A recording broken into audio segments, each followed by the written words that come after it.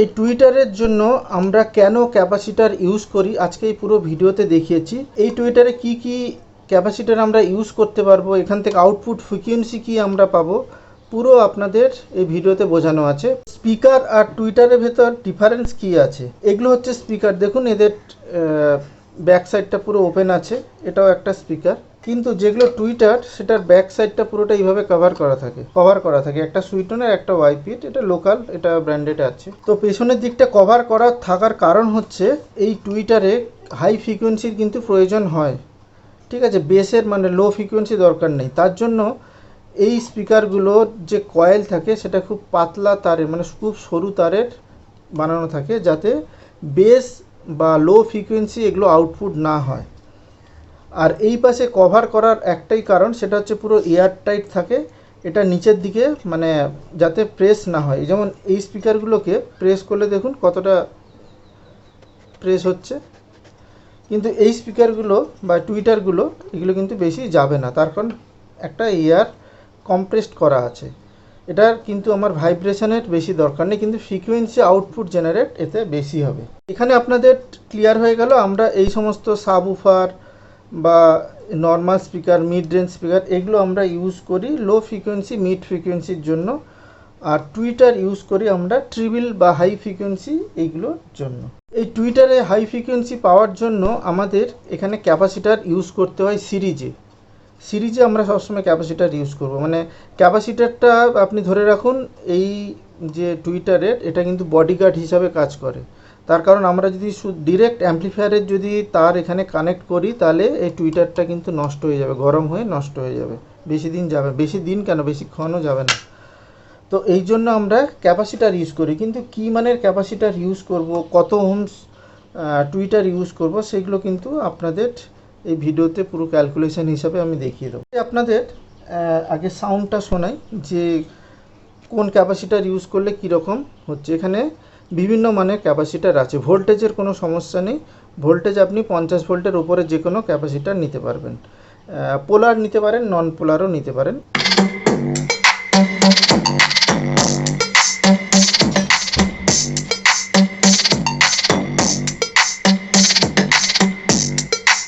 এটা হচ্ছে নর্মাল যে স্পিকার, মানে এটা উফার আছে, এটার সাউন্ড। এখানে যদি আমি টুইটার ইউজ করি, দেখুন এর আওয়াজটা কেমন হবে। এটা কিন্তু ক্যাপাসিটার ছাড়া, অনেক কানেও লাগছে, প্লাস আপনার এখান থেকে মিটও বেরোচ্ছে। তো মিট থাকলে হবে না, এই টুইটারগুলো কিন্তু খারাপ হয়ে যাবে। তো এখানে আমরা সিরিজে আমরা ক্যাপাসিটার ইউজ করব। এই ফার্স্ট যে ক্যাপাসিটার 220 এমএফডি, দেখুন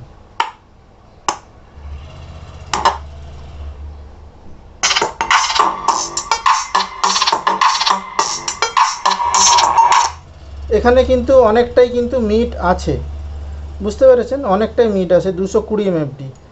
আর এখানে যদি আমরা 1 এমএফডি ইউজ করি তাহলে কি হচ্ছে দেখুন। 1 এমএফডি নিলাম, শুধু হাই বেরোবে। একটু ভলিউমটা বাড়িয়ে দিই।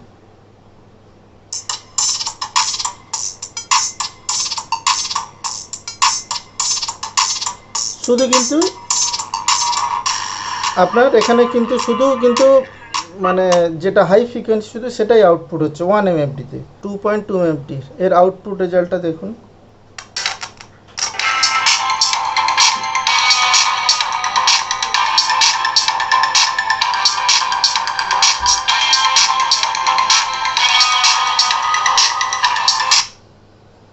আর একটা আছে, এটা হচ্ছে 4.7 এমএফডি, এটা দেখুন।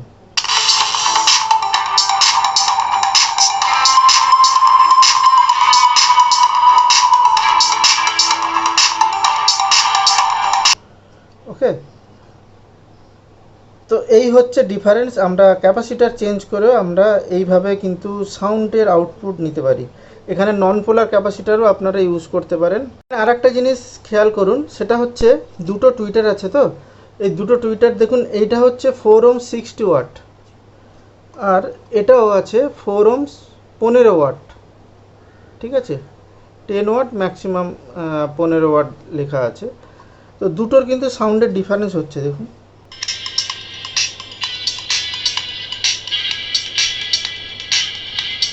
একটু সাউন্ড দিচ্ছে,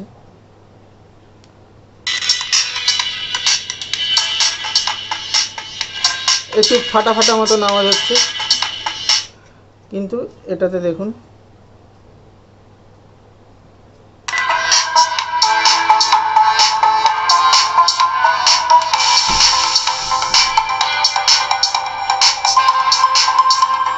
তো এখানে কিন্তু আপনার ক্যাপাসিটারের সাথে সাথে আপনার টুইটারেও কিন্তু আপনাকে ডিফারেন্স হচ্ছে। টুইটারে দুটো পয়েন্ট এই অ্যাম্পলিফায়ারের সাথে এখানে সিরিজে ইউজ করো, এটা যেরকম অ্যাম্পলিফায়ার থেকে আসছে অ্যাম্পলিফায়ারে চলে আসবে। অ্যাম্পলিফায়ার এখানে সবথেকে আউটপুট রেজাল্ট ভালো হয়, সেটা হচ্ছে ক্রস ওভার বসালে। তো ক্রস ওভার নিয়ে আমি মানে ভিডিও নিয়ে আসবো, তো আমার কাছে নেই। যখন আমি কিনবো টুইটারের জন্য, বেসের জন্য, তখন আপনাদের দেখাবো। তো এইখানে আমি একটা স্পিকার কানেক্ট করে এঁকে নিয়েছি, এখানে অ্যাম্পলিফায়ার আছে।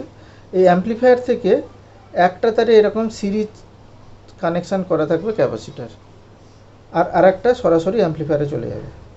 এইবার এই ক্যাপাসিটারের মানের উপরে এখানে কিন্তু ইনপুট ফ্রিকোয়েন্সিগুলো সেট হয়। এখানে যদি আমি ধরুন 2.2 MFD ক্যাপাসিটার কানেক্ট করে রাখি, তো সেক্ষেত্রে এই 9 কিলোহার্টজ যে ফ্রিকোয়েন্সিগুলো আছে সেখান থেকে বাকি ফ্রিকোয়েন্সিগুলো এখানে আসতে থাকবে। 9, 10, 11 সেই ফ্রিকোয়েন্সিগুলো আসতে, এই কিলোহার্টজের ফ্রিকোয়েন্সিগুলো আসবে। 9-এর যে নিচের যে ফ্রিকোয়েন্সি সেগুলো কিন্তু এখানে তখন আর আসবে না। ওকে, তো এরকম কিছু কিছু কম্বিনেশন আছে, সেটা আমি আপনাদের বলে দিচ্ছি। যেরকম 2.2 মাইক্রোফ্যারাডের যদি হয়, আর এখানে স্পিকারটা তখন কিন্তু 8 ওহমস হতে হবে। এই ওহমসের ওপরেই কিন্তু ফ্রিকোয়েন্সি চেঞ্জ হয়। এই স্পিকারে যে 4 ওহমস, 8 ওহমস এই যে লেখা আছে, তার উপরেই কিন্তু ফ্রিকোয়েন্সিগুলো চেঞ্জ হবে। যদি হয় 8 ওহমসের হিসেব বলছি, 2.2 যদি আমি কানেক্ট করি, তাহলে 9 কিলোহার্টজ যে ফ্রিকোয়েন্সিগুলো সেগুলো আউটপুট পাবো। সেরকম 3.3 যদি আমরা ইউজ করি, এখানে প্রায় 6 কিলোহার্টজ পর্যন্ত পাবো। ওকে, আরও যদি দেখুন 4.7 যদি করি, এটা দেখুন এখানে ক্যাপাসিটার মান কিন্তু বাড়াচ্ছি, আর এখানে দেখুন হার্টজের মানগুলো নিচের ফ্রিকোয়েন্সিগুলো আসতে শুরু করছে। 4.5 কিলোহার্টজ এই ফ্রিকোয়েন্সিগুলো আসবে, মানে এই 4.5 থেকে আপ টু 9 কিলোহার্টজ, 10 কিলোহার্টজ এইসব ফ্রিকোয়েন্সিগুলো আসতে থাকবে। যত বেশি ফ্রিকোয়েন্সি থাকবে তত আপনি টুইটার থেকে চিক চিক চিক চিক করে যে আওয়াজটা সেটা পাবেন। আর যত লোয়ের দিকে আসবেন, মিড ঢুকে যাবে, বেস ঢুকে যাবে, তো সেগুলো কিন্তু টুইটার থেকে আমরা যদি আউটপুট নিই, টুইটারের কন্ডিশান খারাপ হতে থাকবে ধীরে ধীরে। ওই জন্য আমরা হাই ফ্রিকোয়েন্সিগুলো নেব। ওকে, এইবার এইটা যদি আমরা 4 ওহমস করি, 8 ওহমস কানেক্ট করেছি, যদি 4 ওহমসের স্পিকার হয়, ঠিক একই মান যা আছে এগুলো কিন্তু ডবল হয়ে যাবে। মানে আপনি যদি 4 ওহমসের স্পিকার হয়, সেখানে যদি 2.2 MFD ক্যাপাসিটার কানেক্ট করি, তাহলে এখানে 18 কিলোহার্টজের যে ফ্রিকোয়েন্সি, সেই ফ্রিকোয়েন্সিগুলো আসা শুরু হবে। এটা হয়ে গেলে ধরুন 12 কিলোহার্টজ, এটা হচ্ছে 9 কিলোহার্টজ, বুঝতে পেরেছেন 4 ওহমসের ক্ষেত্রে। তো এই হিসেবগুলো আপনারা কিভাবে করবেন, একটা সূত্র আছে, এখানে কিন্তু সেম ওই একই সূত্র হয়, ফ্রিকোয়েন্সি সমান 1/2πRC। তো এই হিসাবে যদি ক্যালকুলেশন করা হয়, সেক্ষেত্রে অনেকটা জটিল হয়ে যাবে আপনাদের। তার জন্য এটা মনে রাখার জন্য সবথেকে ভালো সিস্টেম আপনাদের বার করে দিচ্ছি। ধরুন আপনি ক্যাপাসিটরের ভ্যালু জানতে চাইছেন, মাইক্রোফ্যারাড, কিন্তু মাইক্রোফ্যারাডে ক্যাপাসিটর ভ্যালু মাইক্রোফ্যারাডে বেরোবে। এখানে 160 ডিভাইডেড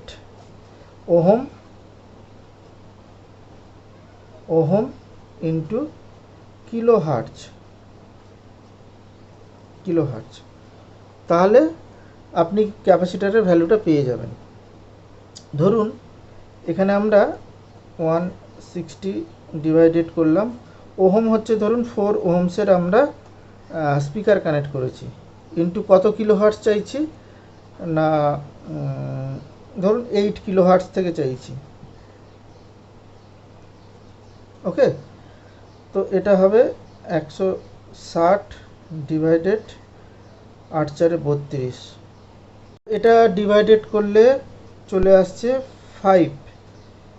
ঠিক আছে, 5 মাইক্রোফ্যারাডের ক্যাপাসিটার ইউজ করতে হবে। তো এখানে তো 5 পাবো না, আমরা 4.7 পাবো।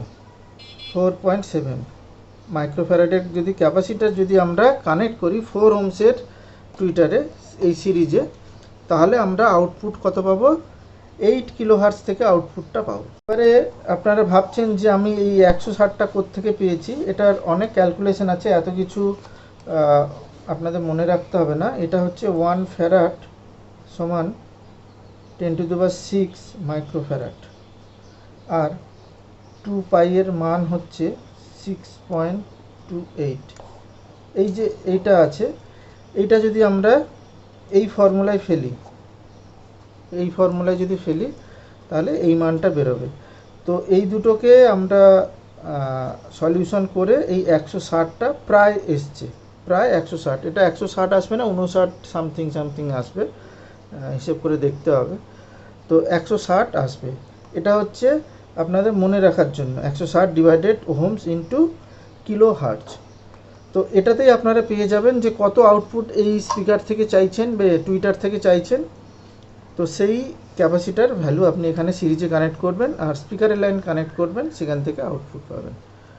তো আশা করি আপনাদের এই ভিডিওটি ভালো লেগেছে। যদি ভালো লাগে লাইক, শেয়ার এবং সাবস্ক্রাইব করবেন। আর কিছু যদি জানার থাকে আমাকে কমেন্ট বক্সে জানান, এরপরে আবার সার্কিটের ভিডিও আসবে।